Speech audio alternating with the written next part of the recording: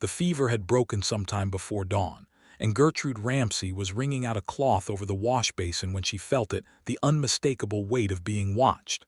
She turned slowly, her heart lodged somewhere between her throat and her chest, and found him standing in the doorway of the small bedroom.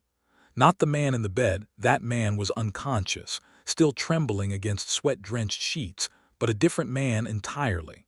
Taller, broader in the shoulders, dark-eyed and unreadable in a way that made the lantern light seem insufficient. He wore a rancher's coat dusted with trail dirt, and his jaw was set like iron, and he was staring at her with an expression she could not name. Not anger, not relief, something far more complicated than either of those things, something that spoke of hidden depths and secrets long buried and a darkness that had nothing to do with the hour. "Who are you?" he said. His voice was low, rough-edged, and it moved through her like the sound of distant thunder. Gertrude straightened her spine. She had not survived 3 years alone on the frontier by flinching at hard-eyed men. "I might ask you the same question," she said, "since you are the one lurking in doorways while I am trying to keep your man from dying." Something shifted in his face, a crack in that iron composure, quick as lightning and gone just as fast. "He's not my man," he said. "He's my brother." And there it was, the first thread in a web she had not yet begun to understand. She had come here on what she believed was a simple errand of mercy. She had found a stranger burning with fever by the side of the road, and had done what any decent woman would do in the year of our Lord 1883, in the brutal and beautiful country of southeastern Colorado. She had brought him inside and she had nursed him. She had not known, when she made that choice, that it would trap her in the middle of someone else's secrets.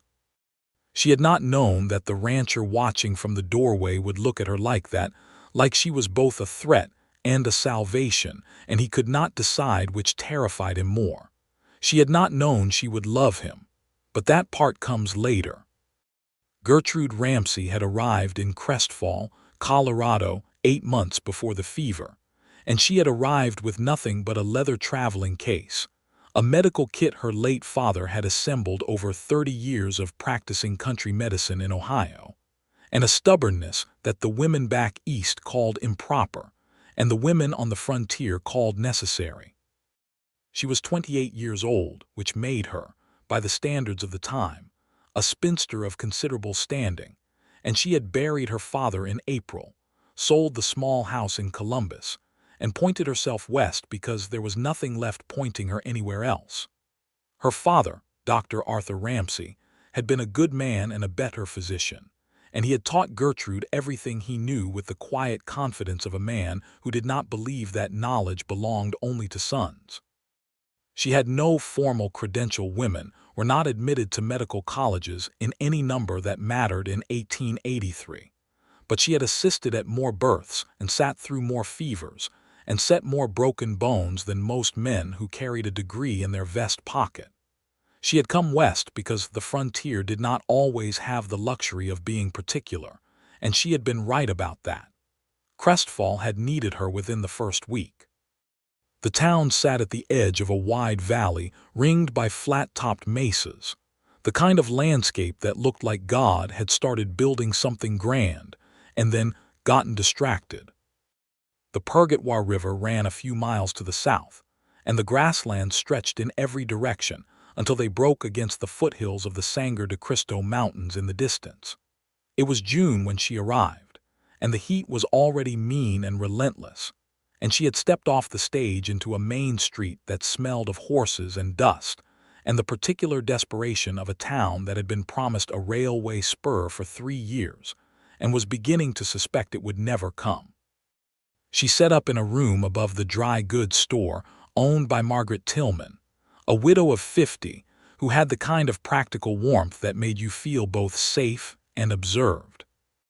Gertrude put her father's medical kit on the table, hung his stethoscope on a nail in the wall, and began making herself known. She attended a woman in labor whose husband was 3 days' ride away. She cleaned and stitched a cowhand's arm after a fence wire dispute.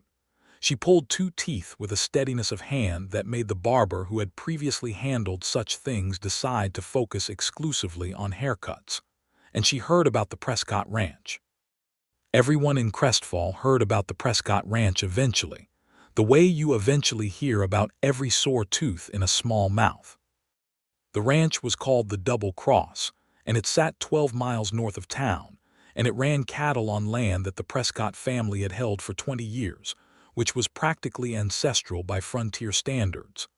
Isaiah Prescott was the man who ran it now, had run it since his father died 4 years ago, and the town's opinions of him were divided along lines that Gertrude found interesting.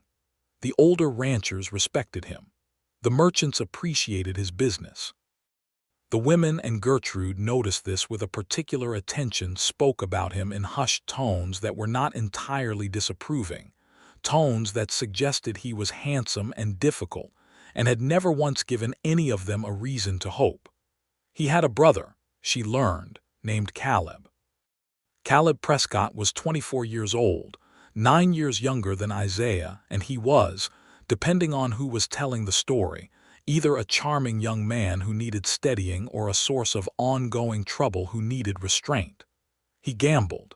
He drank. He picked fights with men who had longer memories and shorter tempers than he did. He had the Prescott look, dark hair, strong jaw, those unnerving dark eyes, but he wore it with a carelessness that his brother did not share. Gertrude filed all of this away in the efficient manner in which she filed most things and thought no more about it for several months, because she had enough occupation in Crestfall without involving herself in the complications of a ranch 12 miles away. The trouble started in early February of 1884, when the winter turned genuinely vicious, and the road north out of Crestfall became a test of character for anyone foolish enough to attempt it. She had been called out to the Miller homestead, 4 miles east, to attend to a child with a persistent cough that had been going on long enough to frighten even the practical Mrs. Miller. The child was not in mortal danger. It was a bronchial condition, manageable with steam and rest, and the tincture Gertrude mixed from ingredients she kept carefully stocked. But the night had turned brutal by the time she started back. A wind coming down off the mountains with a temperature that made every breath feel like an insult. She was driving a borrowed wagon, the horse unhappy and slow, and she was following the road back toward town by instinct more than sight when she saw the shape on the ground beside the road. She pulled the horse up hard. For a moment she thought it was an animal. Then it moved, and she understood it was a man. She got down from the wagon without thinking, because she was her father's daughter, and her father's daughter did not drive past a person in the road and tell herself it was not her business. The man was young, she could tell that much even in the dark, and he was burning. She felt it through her gloves when she pressed her hand to his forehead, a heat so fierce it seemed wrong that the snow around him wasn't melting. Caleb Prescott. She did not know his name yet. She knew only that he was alive and that he would not be for long if she left him. The nearest shelter was not Crestfall. The nearest shelter, she remembered through the fog of cold and urgency, was the Double Cross Ranch, which she had never visited but whose direction she knew from the descriptions she had catalogued. She loaded the man into the wagon with considerable difficulty.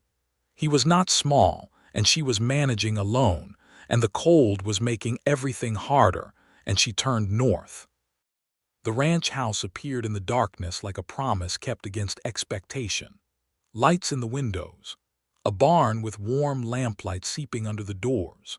She drove the wagon up to the house and tied the horse to the rail and hammered on the door with her fist, and a ranch hand named Obadiah Torres opened it and stared at her, and then stared at the man she was supporting against her shoulder, and then shouted into the depths of the house for help. They got Caleb inside and onto a bed in the small bedroom off the kitchen. Gertrude stripped off her coat and rolled up her sleeves and got to work, because the fever was dangerous in a way that required immediate attention. She had Obadiah heat water and find clean cloth and locate any whiskey on the premises, and she set about the business of keeping a young man alive while the wind howled outside and the house settled around her like a living thing. That was how she was still there at 4 in the morning, wringing out cloths and monitoring breathing and keeping the fire in the small iron stove fed, when the door opened and Isaiah Prescott walked in. She had not expected him. She had not sent word, there had been no way to send word, and she had not fully thought about the fact that nursing a man through fever in his own family's house meant that the family might eventually appear. She had been so focused on Caleb, on the mechanics of survival, that she had existed in a kind of tunnel of purpose. And then the door opened and the tunnel collapsed, and she was standing in a stranger's house in the middle of the night with her sleeves rolled past her elbows and her hair coming loose from its pins and a wet cloth in her hand. And the man in the doorway was looking at her with those dark, complex eyes. "Who are you?" he had said. And she had said, "I might ask you the same question since you are the one lurking in doorways while I am trying to keep your man from dying." And he had said, "He's not my man. He's my brother." He came fully into the room then, slowly, the way a careful man approaches something he cannot yet identify as safe or dangerous. He looked at Caleb on the bed, looked at him with an expression that hurt Gertrude somewhere unexpectedly, because it was love, unmistakably, and grief that had not yet decided whether it needed to be deployed, and then he looked back at her. "Isaiah Prescott," he said. Not an introduction exactly, more like a declaration. Like his name was a thing he had decided about himself a long time ago and did not revisit. "Gertrude Ramsey," she said, matching his tone, because she had decided about herself a long time ago too. "I am the woman who keeps medicine in Crestfall when there is no doctor. Your brother was on the road, I could not leave him there." He was quiet for a moment. He was studying her in the way that men sometimes studied things they found surprising, not rudely, but with a thoroughness that left nowhere to hide. "You moved him yourself." "He assisted somewhat," she said. "He was conscious for a few minutes. He will not be embarrassed to hear I managed." Something almost happened in the corner of Isaiah Prescott's mouth. Almost. The fever. Serious, not yet hopeless. She turned back to Caleb because the cloth needed rewetting and because looking at Isaiah Prescott for extended periods seemed to require a steadiness she was still assembling. "He needs to be watched through the night. The fever has to break or it will not be good. I have done what I can with what you have in this house. You do not have quinine. If you did, it would be easier. You do not have much of anything useful, frankly." "We are a cattle ranch," he said, with a dryness that surprised a short laugh out of her. "Then you need to remedy that," she said. "Cattle get sick, men get sick. You are 12 miles from town. That is 12 miles too far when you are watching someone cook from the inside." He was quiet again. She could feel him behind her, that watchful, weighted presence, and it was doing something to the air in the room that she chose not to examine closely. She had work to do. "You should sleep," she said, not turning around. "I will watch him. If there is a change, I will wake someone." "I don't sleep well," he said. "Most people who are carrying something heavy don't," she said, and then she heard him go very still, and she thought perhaps she had said too much. She had a habit of that. Her father had called it perception. Other people had called it other things. But Isaiah Prescott did not leave. He pulled a chair from the corner and set it by the door, not close enough to crowd her but not gone either, and he sat in it, and he watched. Not with hostility, not with suspicion anymore, though she could tell that the suspicion had been there and had been examined and had not entirely departed. He watched with the careful attention of a man who was not accustomed to allowing other people to do the difficult things while he stood aside, and who was allowing it now because he could see she was better at this particular difficult thing than he was, and he was honest enough to accept it. She thought that honesty was probably his best quality. She would later learn it was both his best quality and his most painful one. Caleb's fever broke just before dawn. It broke the way fevers break when they have fought hard and lost all at once. A gush of sweat, a shuddering release of tension in the body, and then a deep, almost stuporous sleep that looked alarming if you did not know it was healing. Gertrude felt the change under her hand and exhaled slowly and sat back in the chair she had pulled to the bedside and pressed her eyes closed for a moment. "He's past the worst of it," she said to Isaiah Prescott, who was still in his chair by the door. "He needs rest, broth when he wakes. He should not be on a horse for at least a week." She heard Isaiah stand. She heard him cross the room, and she opened her eyes, and he was standing on the other side of Caleb's bed, looking down at his brother with that expression again, love and grief and something complicated underneath. Then he looked up at her. "Thank you," he said. The words were simple. The weight behind them was not. "It is what I do," she said. "No," he said. "It is what you chose to do, in the middle of a February night on a road you did not have to stop on, for a man you did not know. That is not the same thing." He paused. "I owe you."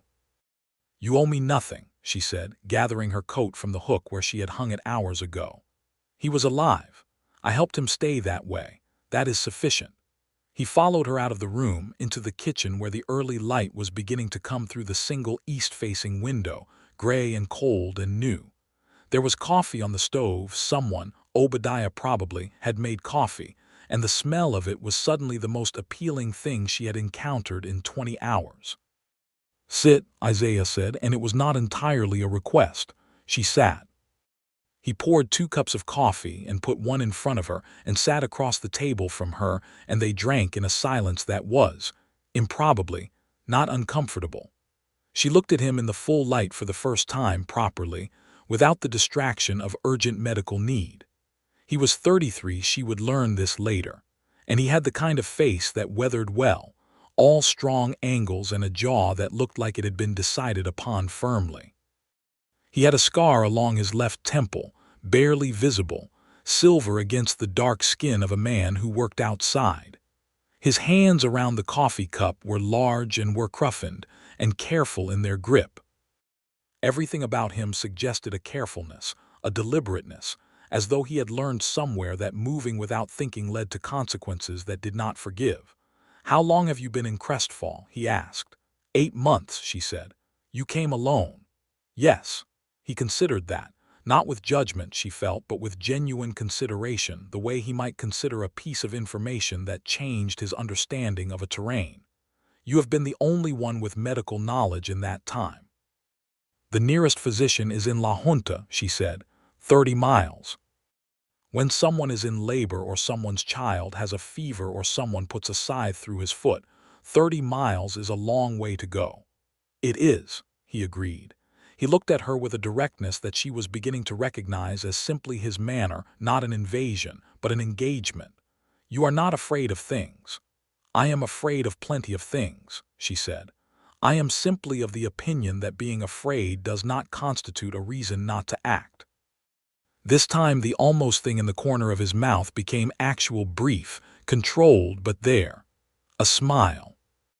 And it changed his whole face in a way that she felt in her ribs, sudden and clear as a struck match, and she looked down at her coffee and thought, "Well, that is interesting, and potentially very inconvenient." She was ready to leave after the coffee, but the road had drifted over in the night, and Obadiah told her plainly that the wagon could not make it through in the current state of the ruts, and she would be waiting until the afternoon when the sun had done some work on the ground.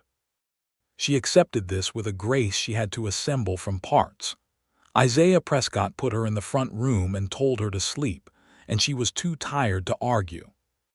She slept on the settee under a wool blanket that smelled of pine and old wood smoke, and she slept deeply enough that, when she woke, it was noon and the light was different, and she lay still for a moment listening to the sounds of the house before she remembered where she was.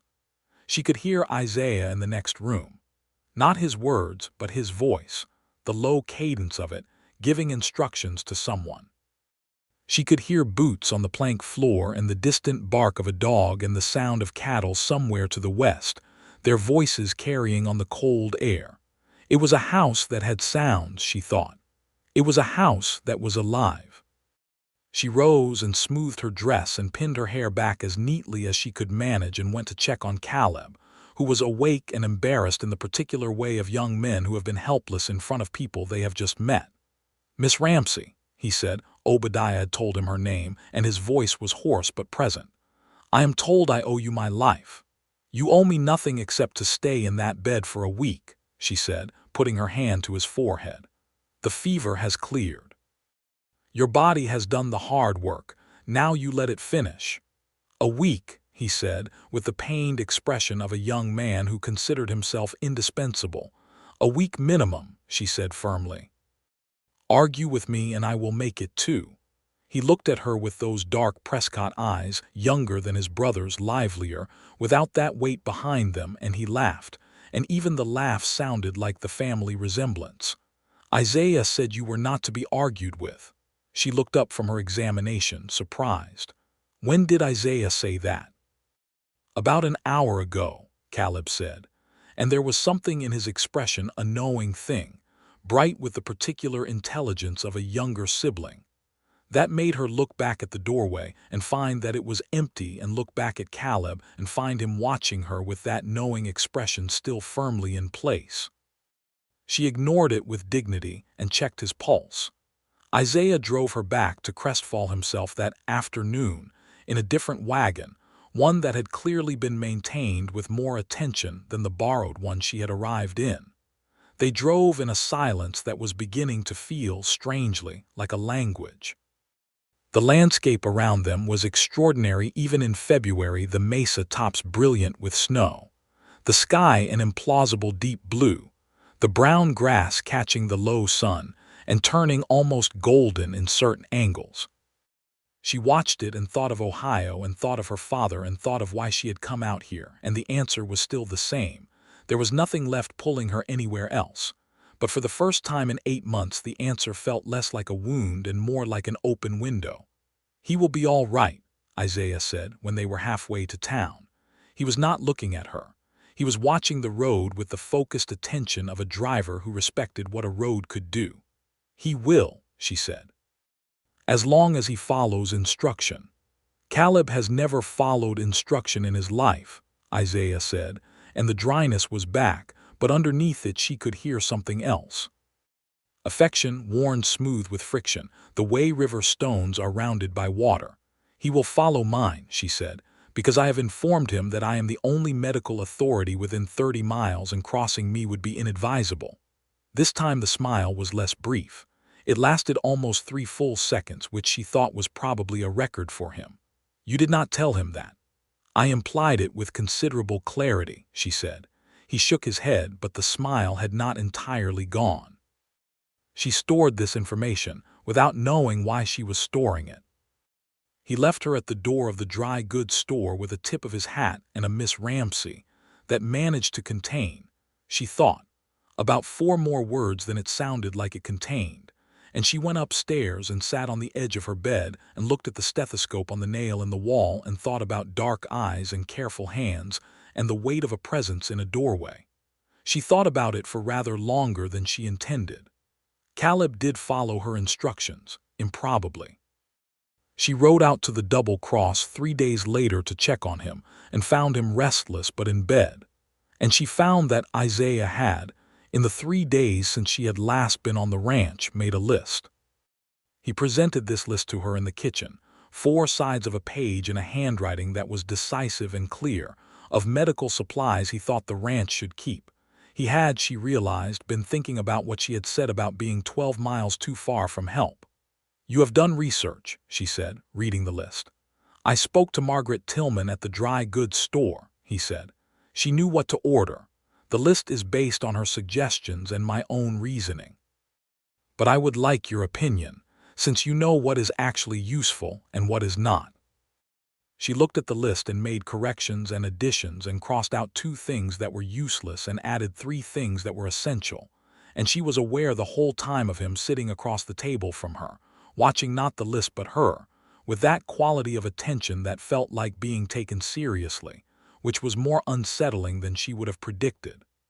"There is a thing I want to ask you," he said, when she had finished with the list.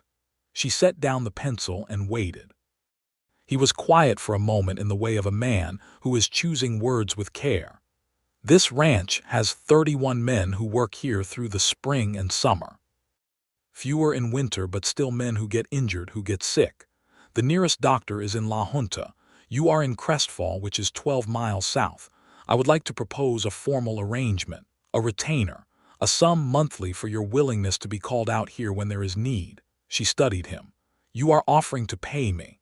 I am offering to pay for a service that this ranch needs and that you provide, he said carefully. It is a business arrangement. It is not charity. She heard the care in that distinction. He had understood, somehow in the brief time of their acquaintance, that she would accept the first and not the second. He had paid enough attention to understand that. She found that precision moved her in a way she was not prepared for. I would want to be called for genuine need, she said. Not for every splinter and headache. Your men should learn basic care.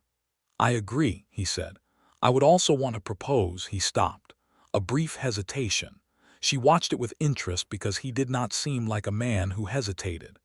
If you are willing, I would like to be given a reason to come into town more regularly, for supply orders for ranch business.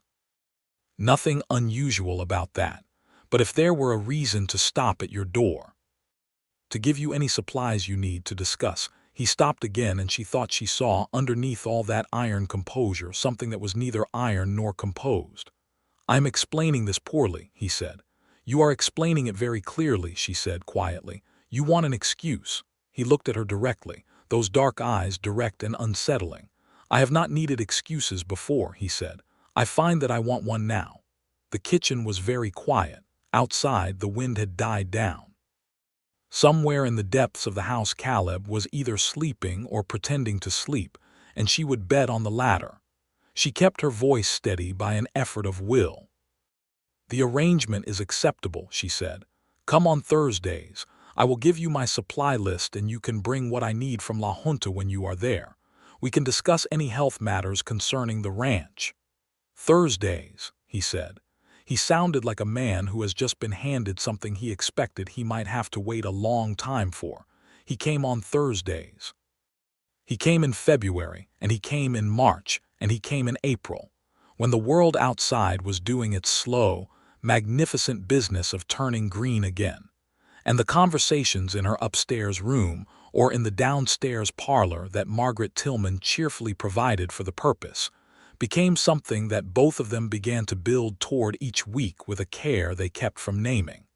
He brought her supply orders. He told her about the ranch, about the new calves, about the fence line that needed replacing along the north pasture. She told him about the cases she was managing in town, in the careful terms of someone who respected privacy. She told him about her father. He listened with the whole of his attention, which was the kind of listening that makes a person feel they are the only interesting thing in a world full of noise. He did not tell her much about himself. She noticed this without pressing it. There were things behind his eyes that he kept behind his eyes, and she recognized, with the professional patience of someone who had sat beside many closed mouths at difficult bedsides, that the things behind his eyes had to be allowed to come forward on their own schedule. Caleb, fully recovered and somewhat obnoxious about it, came with Isaiah twice and spent both visits looking between his brother and Gertrude with an expression of barely suppressed delight that she found both touching and exhausting. You know, Caleb said on the second visit, while Isaiah was speaking to Obadiah in the hall, he has not smiled this much in 4 years. I am a pleasant conversationalist, she said. You are, Caleb agreed, but that is not why. She gave him a look that she used on patients who were being unhelpful, and he laughed and held up his hands in surrender, and she thought, this family, these impossible, infuriating Prescott men, both of them getting underneath her careful arrangements. The thing that broke the arrangement open, the thing that cracked the carefully maintained surface and let what was underneath come flooding through, happened on a Thursday in May. Isaiah arrived at the expected time, and he was different. Not in any large external way. He sat in the same chair. He held his coffee cup in the same careful way, but there was something in him that was pulled tight, like a rope at its limit, and she was close enough to him by May to feel it without knowing yet what it meant. Tell me, she said, when the supply list had been handled and there was nothing left to stand behind. He looked at her. A long moment. There is something I have not told you, he said, about the ranch, about why the last 4 years have been. He stopped. My father did not simply die of age or illness, he said. He was killed, shot on his own land over a water rights dispute with a man named Denton Holloway, who ranches 20 miles east of us. Holloway wanted control of the creek that runs along our south boundary. My father refused to negotiate. Holloway found another way to solve the problem. She was very still. Was he held accountable? Isaiah's jaw tightened fractionally. There were witnesses who did not come forward, he said. He had relationships with the county sheriff at the time. The investigation was not thorough. My father is dead. Holloway still ranches 20 miles east. He paused. I have been managing the ranch and managing Caleb and managing the fact that I know who killed my father and have not been able to do a single legal thing about it. And Holloway has not forgotten that I know, which means there is a standing tension between his operation and mine that does not resolve. Is Caleb in danger? Said, and the question came out sharper than she intended, because it had been 3 months and she had begun to think of Caleb Prescott as a responsibility she had accepted that night in the road. Something in Isaiah's expression softened at her sharpness, just slightly.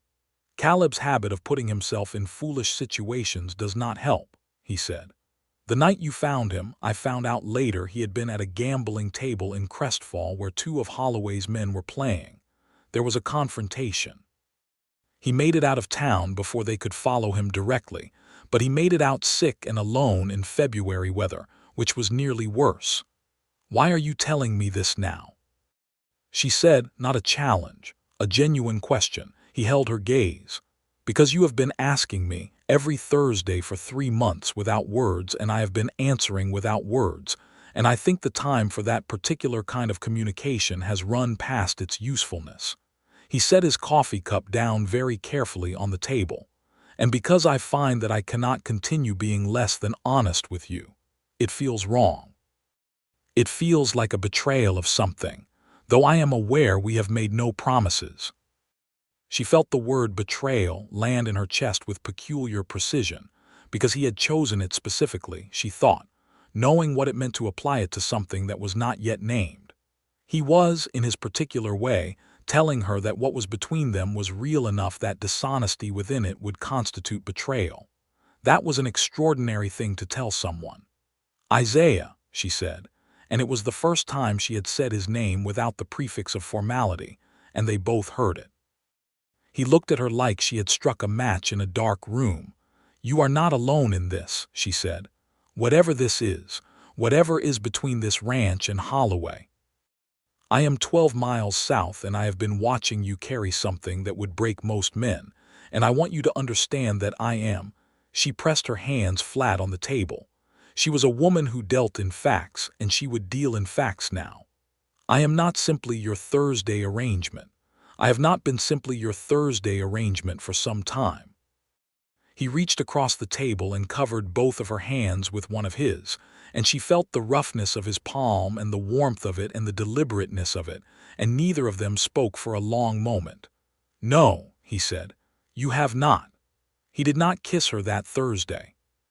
He was not a man who moved without thinking. She had established this, and she thought the moment had given them both enough to carry for the time being.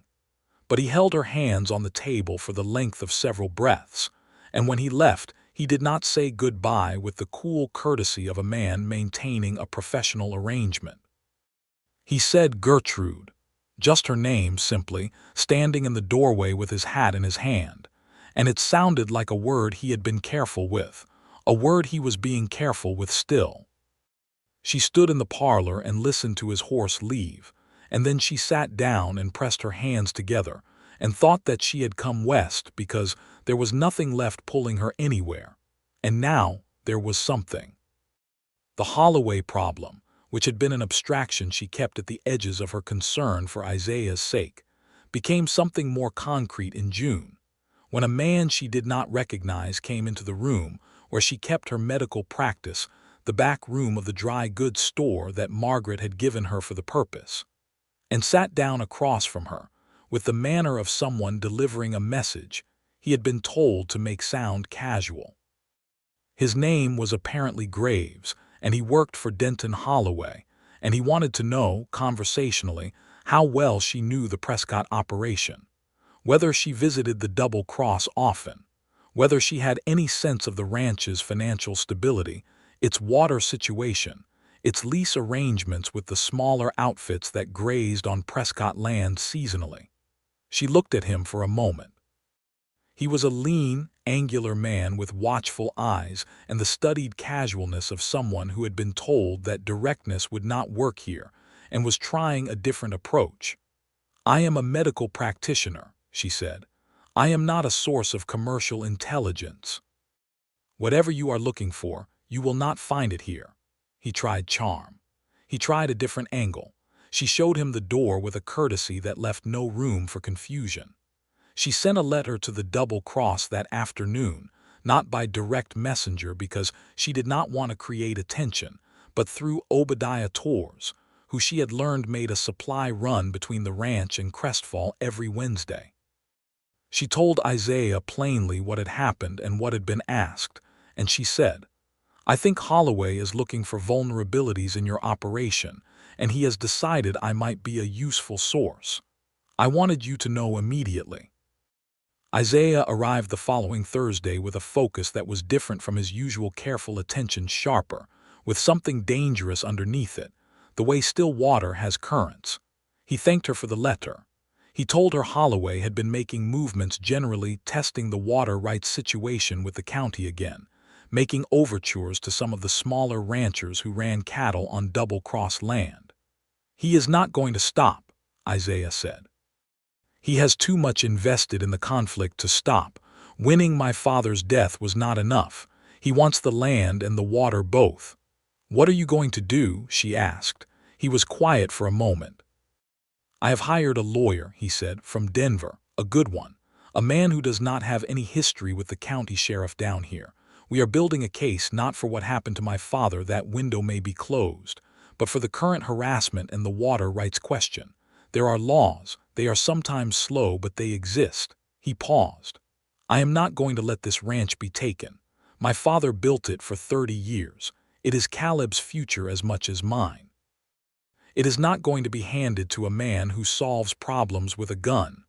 "No," she said, "it is not." He looked at her. "I am also not going to allow you to be put in the middle of something dangerous," he said.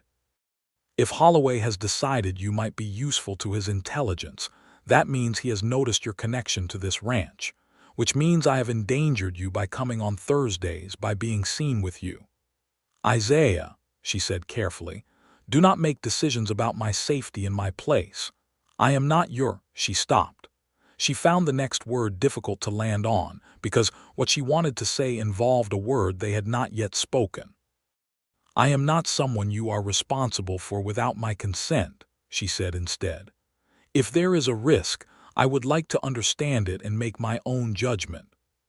He was looking at her with an expression she had not seen before, something that was frustration and admiration tangled together, and underneath both of those, something that was raw and open in a way he did not seem entirely comfortable with.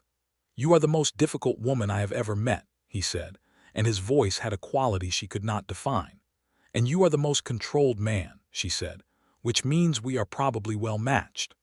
The silence after that was different from all the other silences.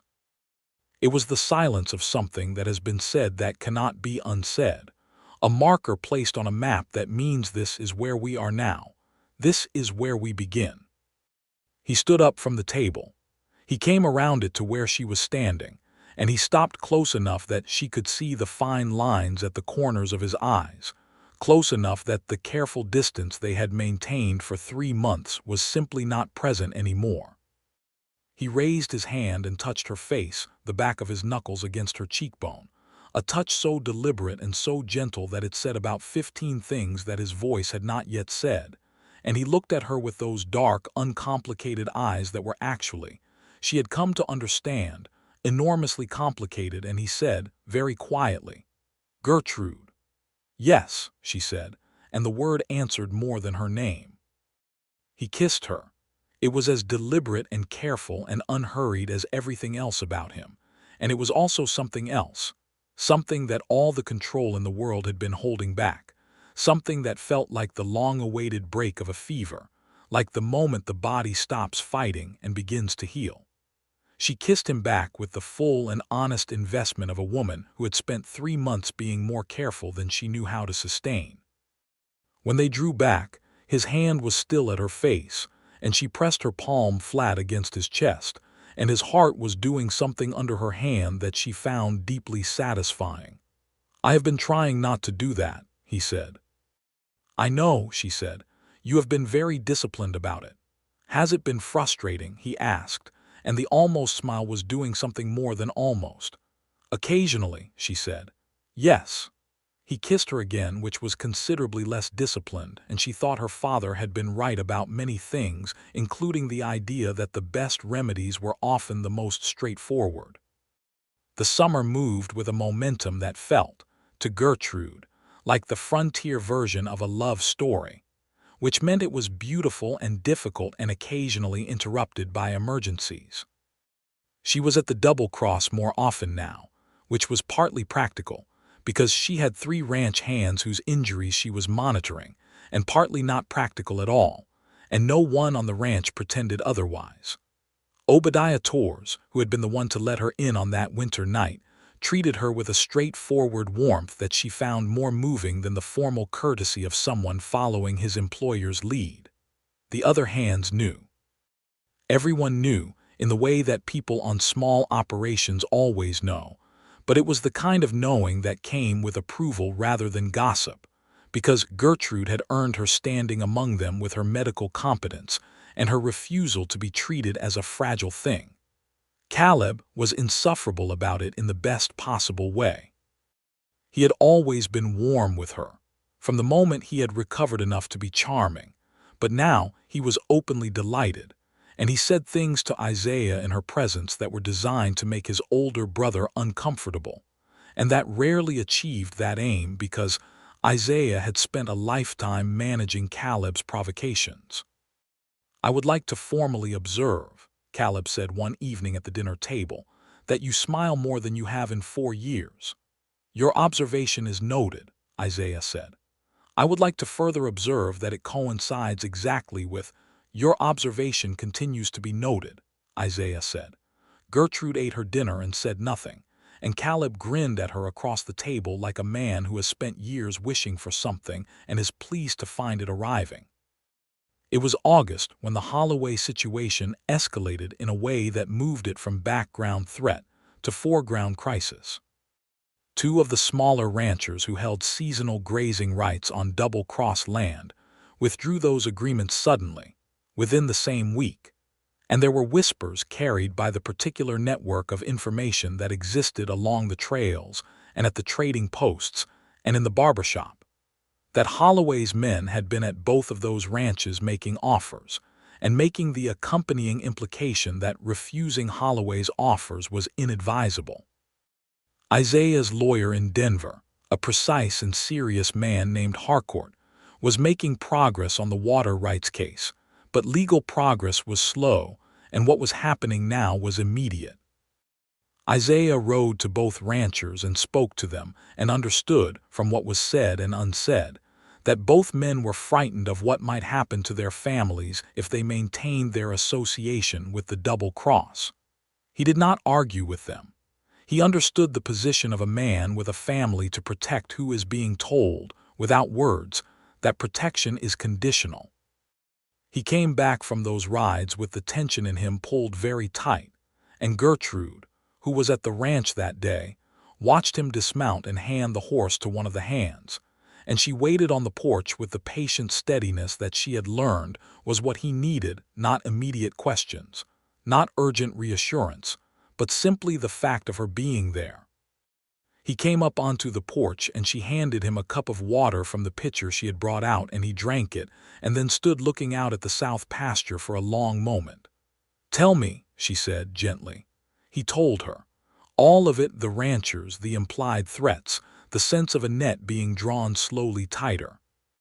He told her that Harcourt had said the water case could take another year in the courts, that Holloway had enough local relationships to slow things down even when the law was clear. He told her that he was beginning to feel the weight of a choice that was not a good choice in either direction, wait and lose ground slowly, or act and risk making things worse. She listened to all of it.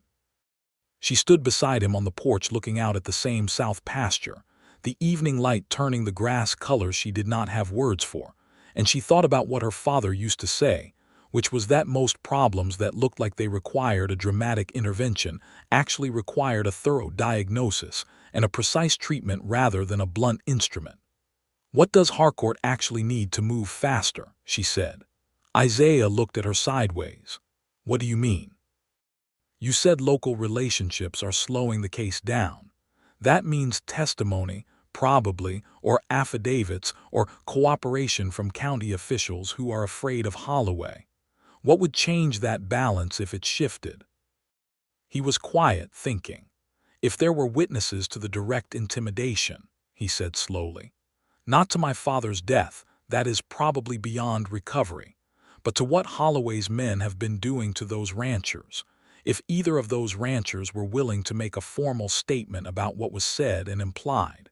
If anyone who has direct knowledge of Holloway's methods were willing to speak to that knowledge officially.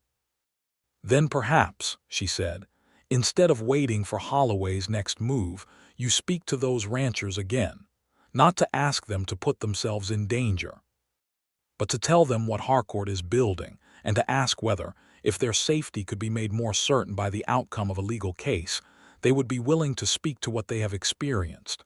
He turned to look at her fully. "You are telling me to take the offensive," he said. "I am telling you to treat the disease instead of the symptom," she said. "The symptom is Holloway's men making threats. The disease is that everyone is afraid of what happens if the law does not prevail. If you can show people that the law is actually going to prevail, the fear changes." He was quiet for a long moment. Then he said, "I need to bring Harcourt down from Denver." "Yes," she said. He brought Harcourt down in September. The lawyer was a methodical man who had handled similar situations in other parts of Colorado, and who understood both the law and the particular way that power operated in territories where the law had not yet fully arrived. He spent 2 weeks at the Double Cross going through documents, land patents, water grants, correspondence, the original agreements with the county that the Prescott family held, and that Holloway had been attempting to undermine through a series of creative reinterpretations. He was appalled by what he found and professionally gratified at the same time, because what he found was a case that was, in his words, solid as Mesa Rock if they could get the right witnesses. Gertrude rode with Isaiah to visit both ranchers again. She had not planned to come initially, but Isaiah had asked her to, saying that her presence might make the conversations easier. She was a neutral party in some ways. She had no stake in the water rights, no financial interest in the outcome.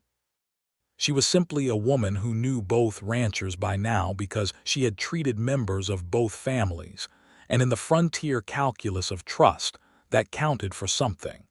The conversations were difficult. One rancher, a man named Burdick who ran sheep and cattle on the southwestern edge of Double Cross land, sat at his kitchen table with his wife and 3 children visible through the doorway and said he was afraid.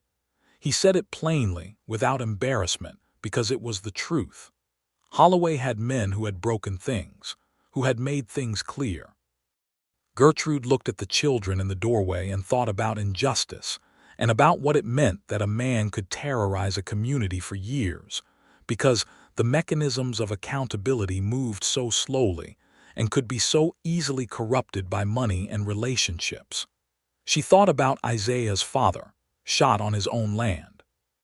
She thought about all the small silences that had built up around that death, all the people who had looked away. She said quietly to Burdick and his wife, "I understand the fear. I'm not here to dismiss it or to tell you it is not real. What I'm here to say is that there is a lawyer from Denver building a case that I believe is strong, and that if Holloway's operation is legally dismantled, if the water rights are confirmed, if his interference is on the record, the fear changes. Not immediately. Not without risk, but the alternative is that it never changes." Burdick was quiet for a long time. His wife looked at him. There was a whole conversation in that look that Gertrude watched without pretending she could read it fully, because it was a married couple's private language and she was an outsider. "What do you need from me?" Burdick said to Isaiah.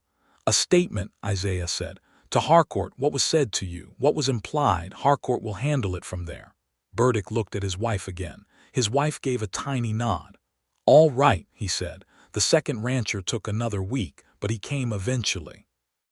And once both statements were in Harcourt's hands, the shape of the case changed considerably. Harcourt filed in November. Gertrude was not a lawyer and did not pretend to understand every dimension of what he had constructed, but the essential architecture was clear.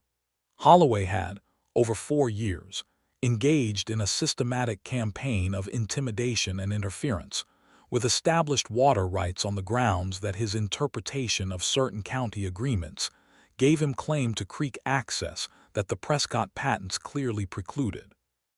Harcourt laid it out with the patience and precision of a man who had been building something carefully and was now prepared to show it.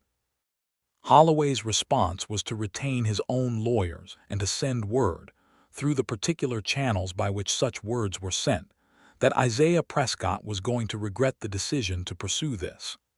Isaiah came to her with this message on a Thursday in November, and she could see that he was calculating something, could see the machinery of his careful mind working through a risk assessment. She could also see that he was angry in a way he did not often allow himself to be angry, a controlled and cold anger that was different from hot fury and more sustainable and possibly more dangerous. "He is trying to frighten you," she said. "Yes," Isaiah said. "Is it working?" she said. He looked at her directly. "No," he said.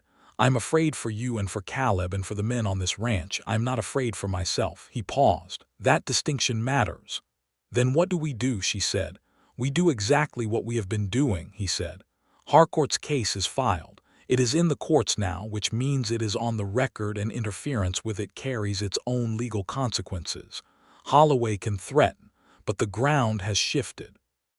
His threats are now threats against a legal proceeding, which is different from threats against individuals who have no formal record of what has been done to them. So we wait," she said. "We wait," he said, and she heard the difficulty of it for him, a man who had waited for 4 years already. She reached across the table and took his hand. She had gotten better at doing this, at the physical language of comfort and presence, which had not always come naturally to her. He turned his hand over and held hers, and they sat like that for a while in the November quiet of the room above the dry goods store. He asked her to marry him in December. He asked her in a way that was entirely consistent with everything she had learned about him over the preceding year, carefully, directly, in the kitchen of the Double Cross on a Thursday, with no elaborate staging and no speech that had been visibly rehearsed. He told her that he loved her, which were words she had been hearing in the language of his actions for months, and which were still different, landing like that directly and clearly in the plain light of a December morning. He told her that the ranch was a complicated thing to bring someone into, and that he understood that, and that he was not asking her to give up what she did or who she was. He told her that he wanted her at this table on Thursdays and every other day. She told him yes before he had fully finished the sentence. He stopped talking and looked at her, and she thought the way he looked at her in that moment was something she would carry for the rest of her life, like a man who has been very careful with hope for a very long time, and has just been given permission to stop being so careful. She rose from her chair and he rose from his, and he held her for a long moment in the kitchen of the ranch house, and through the window the December light was falling on the pasture, and the mountains were visible in the distance, and she thought, "I came out here because there was nothing left pulling me anywhere, and this is where I am." They were married in Crestfall in February of 1885, exactly 1 year after she had found Caleb in the road. The ceremony was in the small church at the end of the main street, performed by the minister, who had been skeptical of a woman practicing medicine in his town, and had, over the course of a year, come around to a respectful if not entirely comfortable acceptance. Margaret Tillman cried openly. Obadiah Torres stood in the third row and was not crying but was looking at the floor in the way of a man who is preventing himself from crying. Caleb stood up with Isaiah and was visibly fighting a grin for the entire ceremony and losing the fight by half. Isaiah stood at the front of that church with the particular stillness that was native to him, and watched her walk toward him with an expression that she would later describe to Margaret Tillman as the most honest thing she had ever seen on a human face, unguarded, completely open, not a trace of the iron composure he maintained against everything else, as though she was the one thing in the world that he had decided required no protection from. She wore her best dress, which was a deep blue, not a wedding gown because she was 29 years old and practical about fabric. She had flowers in her hair that Caleb had gotten from the settlement 20 miles away at some effort, and presented to her that morning with the air of someone who has done something excellent and knows it. The judge in La Junta ruled on the water rights case in March, 8 weeks after the wedding. He ruled comprehensively in the Prescott family's favor, citing the clarity of the original land patents and the documented pattern of interference that Harcourt had assembled with such careful architecture. Holloway's claim was not only rejected, but was found to have been pursued through methods that the judge characterized in language that ensured it would be on the public record. The county sheriff, the new one who had been elected the previous fall on a platform that had notably not included any association with Denton Holloway, served the injunction papers himself. Holloway did not send any more messages after that. He was a man who understood the changing of the wind. Isaiah read the ruling twice, standing at the kitchen table where he and Gertrude had sat through so many Thursday mornings, and then he set the paper down and was quiet for a long moment. She stood beside him and waited. "It is over," he said. "It is over," she agreed. He turned and held her face in both hands and pressed his forehead to hers, and she put her hands over his, and they stood like that in the kitchen of the Double Cross in the early spring light, until Caleb burst through the back door with the energy of a man who has been listening from the outside for the last 10 minutes and can no longer restrain himself. "I take it we won," he said. "We won," Isaiah said, releasing Gertrude with a composure that she suspected was assembled specifically to prevent Caleb from making the next 3 hours unbearable. Caleb made the next 3 hours unbearable anyway, and they were very good hours. Gertrude continued her medical practice after the marriage, which Isaiah had understood she would without her needing to explain it at length. She rode into Crestfall 3 days a week and kept the room at the back of the dry goods store, and she built, over the following years, a practice that became something real and recognized. A new county physician arrived in 1887 and set up a proper office in La Junta, and he and Gertrude established a working relationship built on mutual respect and the understanding that she covered 30 miles of territory he could not, and that the quality of her training, however unconventional its path, was evident. The Double Cross prospered in the years after the water ruling. Isaiah was a careful manager, and the law's clear confirmation of their water rights made it possible to make improvements he had been cautious about: a new section of fence, better facilities for the cattle in winter, additional land bought from a neighbor who was selling. The ranch grew steadily, without drama, in the way that things grow when the foundation is solid. Caleb settled somewhat. He was still Caleb, still charming and occasionally impulsive, and unlikely to ever be accused of excessive caution. But he took on more genuine responsibility on the ranch, and Isaiah gave it to him with a trust that had not always been easy to extend. In 1886, Caleb began courting a young woman named Rosalind Farrow, whose family had a small farm 8 miles east of Crestfall, and the courtship was conducted with a seriousness that suggested Caleb had identified something he did not want to treat carelessly. Gertrude liked Rosalind immediately. She was a quiet, observant woman with a dry humor that emerged unexpectedly, and a steadiness that she wore lightly. She and Caleb together were somehow better than either of them separately, which Gertrude thought was the correct criterion. In the spring of 1886, Gertrude told Isaiah she was expecting their first child. She told him in the kitchen, on a Thursday morning, because Thursday mornings were what they were. They had always been what mattered between them. She set the coffee cups on the table and sat down and told him directly, in the manner that she had told him everything directly, and she watched his face. The iron composure did exactly what it had done the day she said yes in December 2 years ago. It simply was not there.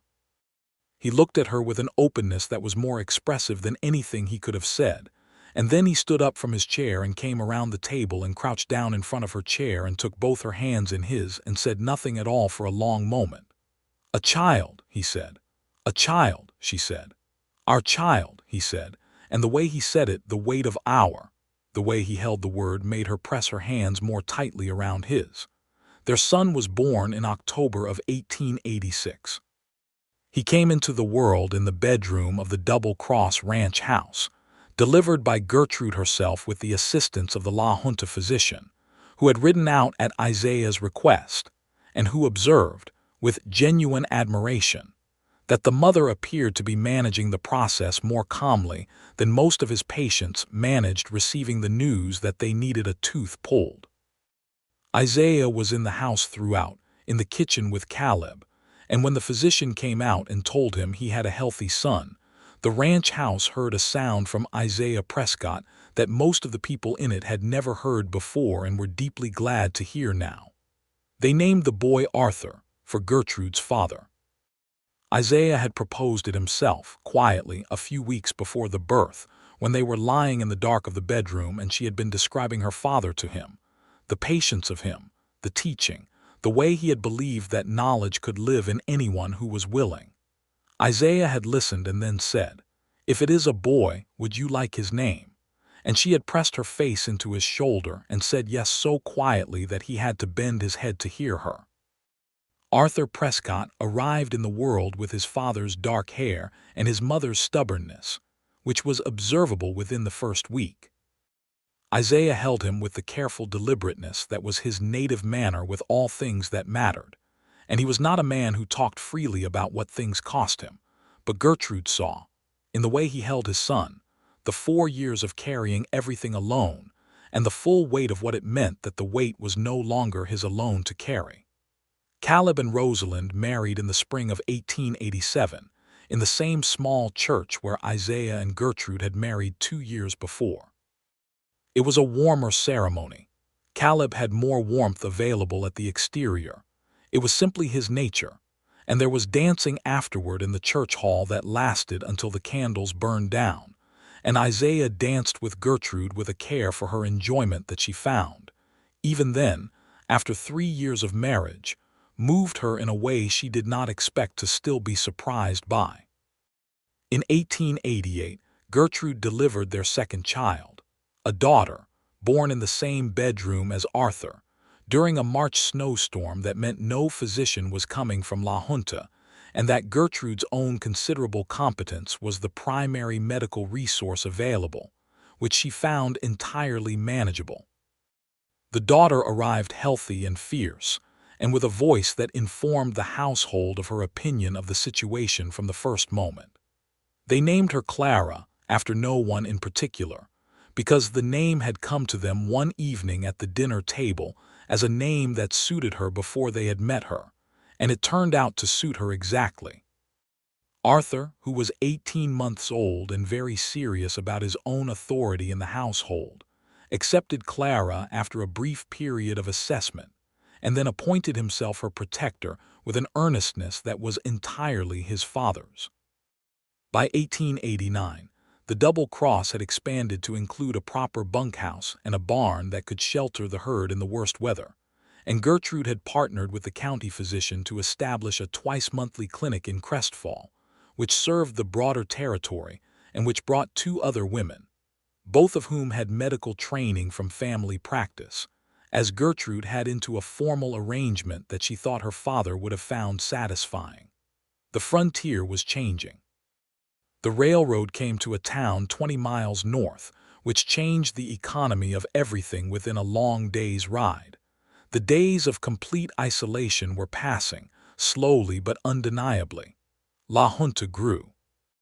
The county established formal medical standards that Gertrude helped write the guidelines for, drawing on 6 years of frontier practice to tell the appointed commission what actually mattered when you were 30 miles from the nearest full hospital. She did this work with Isaiah's full support and without his direction, which was, she had decided, one of the most important things about him. That he had always understood that her work was not something she did in addition to her real life, but was part of the substance of who she was, in the same way that the ranch was part of who he was, and that two people who had each built something real could share a life without either of them requiring the other to become smaller. On a Thursday evening in the fall of 1889, Gertrude was sitting on the porch of the Double Cross Ranch house, watching the sun fall behind the mesas to the west. Arthur was inside with Caleb, being entertained in the reliable way that Caleb entertained children, which involved a great deal of noise. Clara was asleep in the cradle in the bedroom. The evening air was cool and clean with the particular quality of early fall in southeastern Colorado, and the light on the distant mountains was the color of something with no name. She heard the door open behind her and felt the specific weight of Isaiah's presence before she heard him.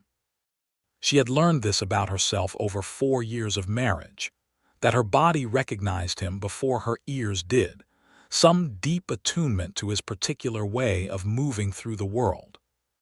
He came out onto the porch and sat beside her on the bench and did not speak for a moment, and she leaned her shoulder against his and he put his arm around her and they watched the light change on the mountains together.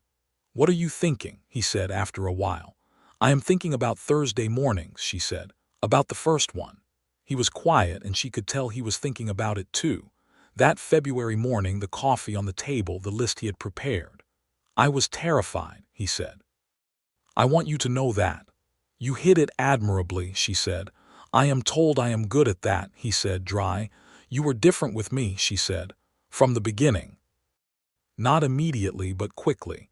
You tried to hide it and you were not as successful as you thought." He pressed his lips to the top of her head. "I had not wanted anyone to matter for a long time," he said. "It felt dangerous. It felt like a trap almost, something that could be used against me." She understood this perfectly because she had understood him. The dark past of what had happened to his father, the knowledge that love was vulnerability, that vulnerability was leverage for anyone willing to use it. She had watched him work through all of that, Thursday by Thursday, slowly and honestly. "And now," she said, he held her more closely. Inside the house, she could hear Caleb making Arthur laugh, that high clear sound of a child who finds something genuinely funny. She could hear the cattle in the south pasture. She could hear the ranch breathing around them alive. "Now," he said, "I find that the things that matter are not traps. They are the only things that are real." He paused. "My father used to say that a ranch is only as good as the people who work it. I think he was right, but I think he meant it more broadly than he knew." She turned her face up and looked at him in the evening light. This man she had found in a doorway. This man she had not expected. And she thought about the night she had brought his brother in from the cold road and the morning after, the fever broken, the cloth in her hand, and the feeling of being watched. She thought about how she had turned and found him there and felt something she did not yet have a name for, and how the year of Thursdays had given that nameless thing its name, and how the name had turned out to be the whole of her life. He kissed her forehead. She leaned against him. The light moved over the mountains, and the evening settled in, and the ranch was alive around them with everything they had made and would keep making. In the years that followed, the Double Cross grew into one of the most respected operations in the county. Isaiah's reputation as a man of integrity, the kind of reputation built from consistent action over years rather than from a single dramatic gesture, became something the region recognized without always articulating it. When the county established a Land and Water Commission in 1891, Isaiah was asked to serve, and he accepted with the same deliberateness with which he accepted all things. Gertrude's clinic partnership formalized into something that had, by 1892, a name on a sign, and the name included hers, which Margaret Tillman said called for a celebration and proceeded to provide.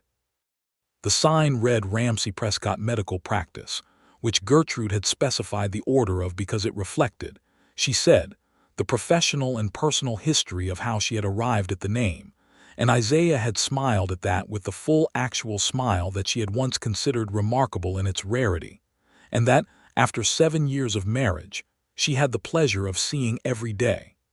Their third child, another son, arrived in the winter of 1892. They named him Daniel. He came into the world with his mother's brown hair and his father's dark eyes, and the particular combination of his parents' personalities that meant he would be both careful and stubborn, which struck Gertrude as a useful set of qualities for a person to have. Arthur, by this point 6 years old and beginning to display a systematic interest in every living thing on the ranch from the cattle to the spiders in the barn, received Daniel with the solemn gravity of an eldest child who takes his responsibilities seriously. Clara, who was 4 and fierce, immediately tried to teach the infant to stand up, and had to be redirected with considerable tact. Caleb and Rosalind had, by 1892, 2 children of their own, twins, a boy and a girl, born in 1889 in the kind of dramatic and efficient fashion that Caleb seemed to consider the appropriate way to do most things. The extended Prescott family occupied the ranch and its surroundings with a fullness that made the house, which had once held only Isaiah's careful silence, feel like a living thing in full expression. One evening in the late spring of 1893, when Arthur was 6 and Clara was 4, and Daniel was a few months old and asleep in the house, Gertrude walked out to the barn where Isaiah was doing the last check on the horses before dark, which was a habit he had not changed in all the years she had known him. She stood in the barn doorway, the light behind her, the soft sounds of horses around him, and she watched him move among the animals with that deliberate, unhurried care, and she thought about doorways. She had found him in a doorway once. He had been watching her with that unreadable expression, and she had not yet known what any of it meant. Now she stood in the doorway watching him, and she knew what everything meant. She knew the weight of him and the humor of him and the way he argued with Caleb and the way he held children and the way he was, in the dark of the night when the ranch was quiet, honest with her in the way he was honest with no one else. He turned because he always knew when she was there, the same attunement that worked in both directions now. "Checking on the horses," she said. "Always," he said. He crossed the barn to where she stood and stopped in front of her, close enough that the warmth of him was immediate, and he looked at her with those dark and complicated eyes that she had once thought unreadable and that she could now read completely. "I was thinking," she said, "about the first morning when the fever broke. You were in the doorway. You told me I was lurking," he said. "You were," she said.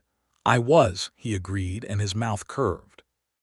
"I had ridden through the night to find out what had happened to my brother, and I arrived to find a woman I had never met had taken over my house and was in complete authority over the situation, and I did not know what to do with that."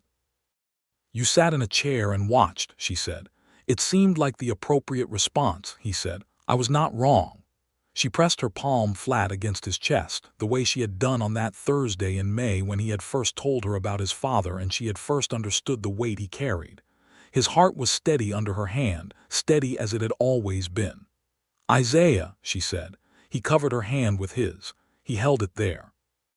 Outside, the evening was settling over the valley, the sky going that particular deep blue that seemed, in this country, more blue than any sky she had seen elsewhere. "I know," he said quietly. She did not have to say what she had come to say.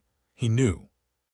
It was the particular fluency of people who had built a language together over years, who had learned each other in Thursday increments and in emergencies, and in the ordinary days that turned out to be everything. She leaned up and kissed him, and he put his arms around her in the doorway of the barn in the last of the evening light, and the ranch was alive around them.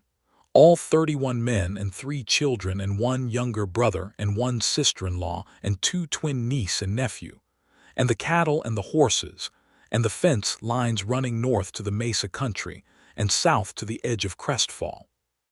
12 miles down the road where she had once come from, and to which she still went 3 days a week because she was her father's daughter and she would always have something to do in the world that was hers to do.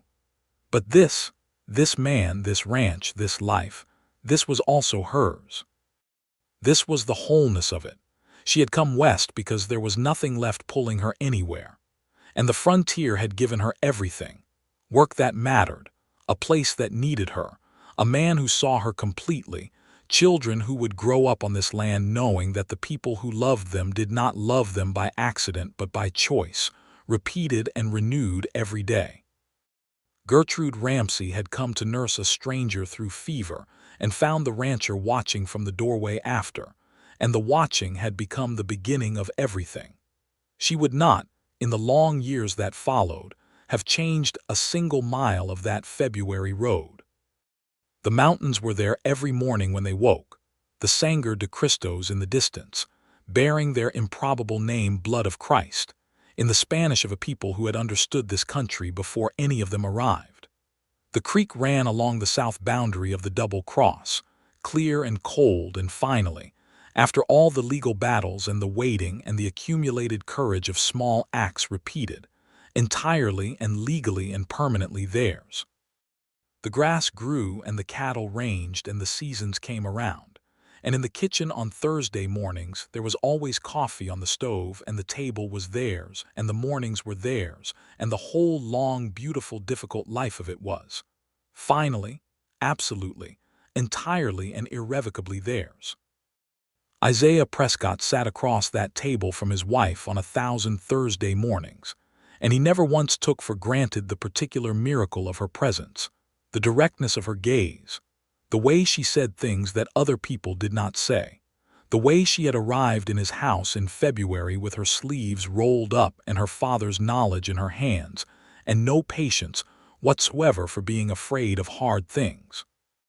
And Gertrude Ramsey sat across that table from her husband on 1,000 Thursday mornings, and she never once forgot the man in the doorway, the careful, watchful, iron-composed and secretly tender man who had looked at her that first morning, with an expression she could not name, and who had, over the patient accumulation of every Thursday that followed, given her all the language she needed to name everything. They grew old in that house on the edge of the Colorado grasslands, within sight of the mesas and within reach of the mountains, and the ranch outlasted them both, carried forward by Arthur, and then by Arthur's children, the Prescott name and the Prescott water rights, and the Prescott fence lines all running on into a future neither of them could see, but both of them had laid the ground for with every careful, honest, deliberate choice.